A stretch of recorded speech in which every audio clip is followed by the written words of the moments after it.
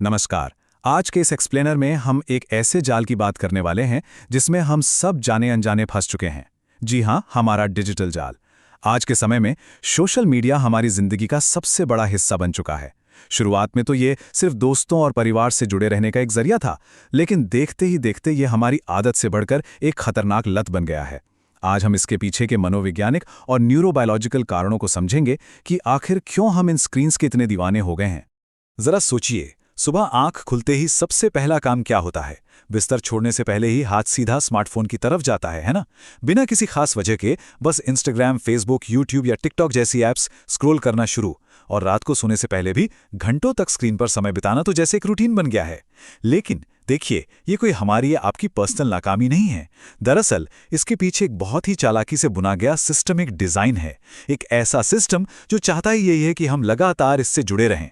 तो चलिए थोड़ा पर्दे के पीछे झांक कर देखते हैं कि आखिर इन एल्गोरिदम और हमारे दिमाग के डोपामीन के बीच क्या खेल चल रहा है। ये टेक कंपनियां जानबूझकर ऐसे एल्गोरिदम डिजाइन करती हैं जो इंसान का ध्यान पूरी तरह से अपनी गिरफ्त में ले लें। इसके पीछे पक्की साइंस है। हमारे दिमाग में एक मेसोलिम्बिक डोपामिन पाथवे होता है। आसान भाषा में कहें तो ये हमारे दिमाग का कोर रिवॉर्ड सर्किट है। आमतौर पर यह तब डोपामिन नाम का केमिकल रिलीज करता है जब हम कोई ऐसा काम करते हैं जो हमारे जिंदा रहने के लिए जरूरी है, जैसे कि खाना। लेकिन आज क्या हो रहा है? इस सर्किट को डिजिटल सोशल वैलिडेशन ने हाईजैक कर लिया है। अब हर लाइक, हर कमेंट और हर शेयर पर हमारे दिमाग को बिल्कुल वही डोपामिन का हिट मिलता है। अब यहां एक बेहद दिलचस्प बात समझने वाली है। क्या आपको पता है कि हमारी सोशल मीडिया फीड और कैसीनो में रखी स्लॉट मशीन बिल्कुल एक ही तरीके से काम करती हैं? जी हां, ये दोनों वेरिएबल रेशियो रीइंफोर्समेंट के नियम पर चलती हैं। जब भी हम अपनी स्क्रीन को पुल टू रिफ्रेश करते हैं तो अगली पोस्ट या वीडियो क्या होगा, इसकी उम्मीद बिल्कुल उस स्लॉट मशीन का लिवर खींचने जैसी ही होती है। दिमाग को बस इसी बात का इंतजार रहता है कि अगली स्क्रॉल पर क्या नया और मजेदार आएगा, और इसी चक्कर में कब घंटों बीत जाते हैं हमें पता ही नहीं चलता। और इस लगातार डिजिटल ओवर स्टिमुलेशन का नतीजा बहुत ही खतरनाक होता है। जब दिमाग को हर मिनट डिजिटल डोपामाइन हिट्स मिलने लगते हैं तो वो इसका आदी हो जाता है और हमारे दिमाग के डोपामाइन रिसेप्टर्स कम होने लगते हैं। विज्ञान की भाषा में इसे रिवॉर्ड डेफिशिएंसी सिंड्रोम कहते हैं। इसका सीधा सा मतलब यह है कि अब रोजमर्रा के आम और नेचुरल काम फीके और बोरिंग लगने लगते हैं। यही वजह है कि आज समाज में अकेलापन और बिना स्क्रीन के कुछ भी अच्छा न लगने की समस्या इतनी तेजी से बढ़ रही है। अब इस डिजिटल लत के एक और बड़े मनोवैज्ञानिक असर की बात करते हैं। वो है फोमो, यानी फियर ऑफ मिसिंग आउट। ये फोमो क्या है? साल 2004 में पहली बार इस शब्द का इस्तेमाल हुआ था। ये वो लगातार सताने वाला डर है कि बाकी लोग हमसे कहीं बेहतर और मजेदार जिंदगी जी रहे हैं। लोगों को लगने लगा है कि अगर उन्होंने कुछ मिनटों के लिए अपना फोन नहीं देखा तो वो दुनिया से पीछे छूट जाएंगे। ये कोई मामूली डर नहीं है, ये दिमाग पर एक थका देने वाली मनोवैज्ञानिक निर्भरता पैदा कर देता है। लोग बिना रुके दूसरों की क्यूरेटेड लाइफ अपडेट्स चेक करते रहते हैं। और इस फोमो के गंभीर लक्षण आज हमें हर तरफ दिखाई दे रहे हैं। कई रिसर्च बताती हैं कि ज्यादा सोशल मीडिया इस्तेमाल करने वालों में तनाव, एंग्जाइटी और डिप्रेशन तेजी से बढ़ रहा है।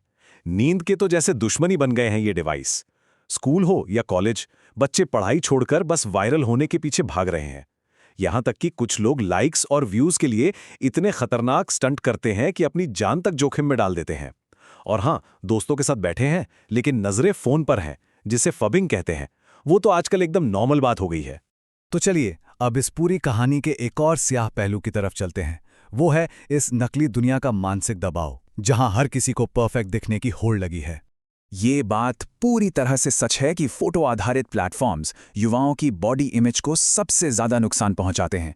सोशल मीडिया पर लोग अपनी असली जिंदगी कहां दिखाते हैं? वहां तो बस वो चीजें पोस्ट होती हैं जो दिखने में बेहद आकर्षक हों। एकदम हेवीली एडिटेड इल्यूजन, महंगी गाड़ियां, लग्जरी लाइफस्टाइल, फेम, ये सब देखकर युवा अपनी वास्तविक जिंदगी की तुलना दूसरों से करने लगते हैं।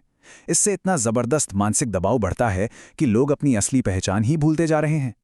और सबसे ज्यादा चौंकाने वाली बात तो यह है कि इस नकली दुनिया का असर बहुत ही छोटी उम्र से शुरू हो जाता है। ये डेटा देखिए, 10 से 12 साल की 62% बच्चियां ऑनलाइन कोई भी तस्वीर पोस्ट करने से पहले फिल्टर्स का इस्तेमाल करने के बारे में सोचती हैं। मतलब एक बहुत बड़ी संख्या अपनी असली बिना फिल्टर वाली तस्वीर दुनिया को दिखाने में हिचकिचाती है। ये साफ दिखाता है कि इस वैलिडेशन की भूख ने हमारी यंग जनरेशन के अंदर कितनी गहरी जड़ें जमा ली हैं।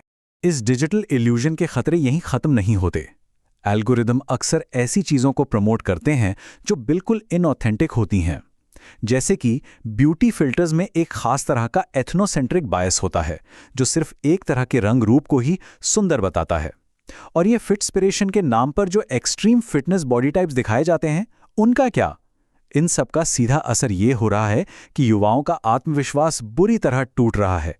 वो बॉडी एंग्जाइटी का शिकार हो रहे हैं और साइबर बुलिंग के मामले भी लगातार बढ़ रहे हैं।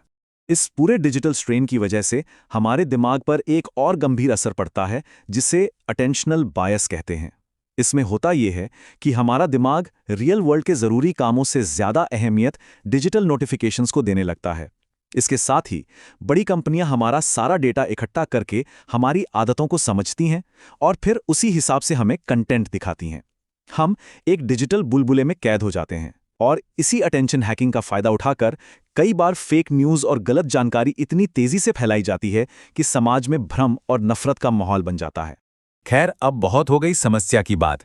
चलिए अब देखते हैं कि हम इस जाल से बाहर कैसे आ सकते हैं और कैसे अपनी असली ज़िंदगी की ओर वापस लौट सकते हैं। आइए मिलते हैं जोमो से। ये दोनों कॉन्सेप्ट्स बिल्कुल ऑपोजिट है। एक तरफ है फोमो, हर वक्त कनेक्टेड रहने की बेचैनी और कुछ छूट जाने का डर, और इसके ठीक उलट है जोमो, यानी जॉय ऑफ मिसिंग आउट, खुद को इंटेंशनल तरीके से डिजिटल दुनिया से अनप्लग करने की खुशी, वर्तमान पल को एंजॉय करना, वो भी बिना इस डर के कि इंटरनेट पर क्या बवाल चल रहा है। जोमो हमें याद दिलाता है कि असली शांति और सुकून हमेशा ऑनलाइन रहने में नहीं, बल्कि कभी-कभी पूरी तरह ऑफलाइन होने में है। ये कोई हवाई बात नहीं है। 3000 से ज्यादा कॉलेज स्टूडेंट्स पर की गई एक बड़ी स्टडी के नतीजे इसे साबित करते हैं।